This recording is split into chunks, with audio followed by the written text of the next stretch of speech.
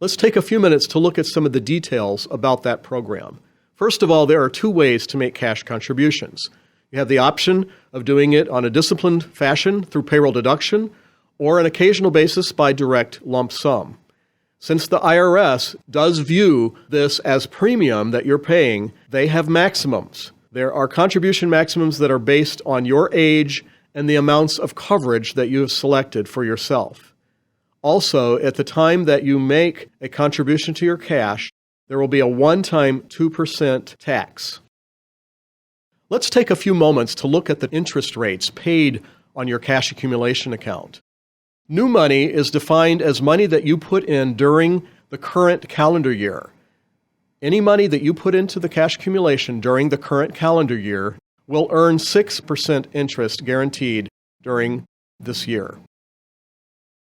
Once that money rolls into the next year, that money from that year or any previous years will earn 4% interest. Our interest rates we declare annually by Forever Life Insurance Company, but we will never go below 4%. That is a guarantee. Let's take a couple of moments here to look at the cash accumulation interest rates as they have performed over the lifetime of this program. What you'll see here are three lines to compare. I'd like to have you look first at the lowest line on the graph. This is an average 1-month CD rate starting in 1988, going through time with its ups and downs all the way out to 2014, at which point it was 0.19%.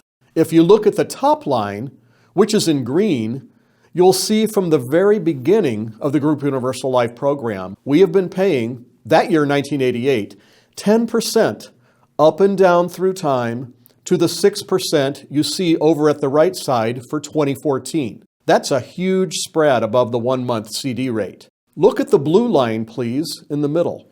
You'll see that that line begins a year later. And the reason for that is because that is the old money. Like we talked about a moment ago, money that has remained in the account from a previous year. Since the program began in 1988, the very first year that would have been old money would be in 1989. So it begins there, and you can see, following that line, how it ends up at 4%, way over to the right here in 2014. And compare that even to the CD rate over that same time period, and you're going to see a phenomenal advantage to participating in this program. Let's take a moment now to look at the value of tax-deferred interest. On the Group Universal Life program, the interest will accrue on a monthly basis, but will only be taxed at the time of withdrawal. Our illustration here looks at a relatively small monthly contribution of just $100 over time.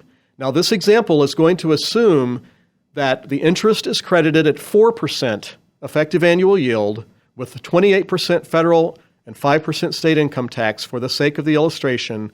And this is going to be viewed over time without any withdrawals made, so that you can see a comparison here of a non-tax deferred interest in blue versus this program in green with the tax deferred interest.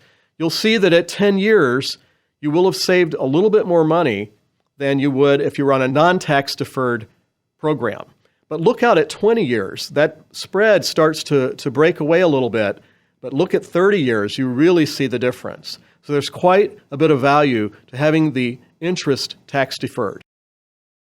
I might have mentioned some of these features before, but I want to make sure that these are included for you to understand, and that is on cash accumulation withdrawals. The money is yours.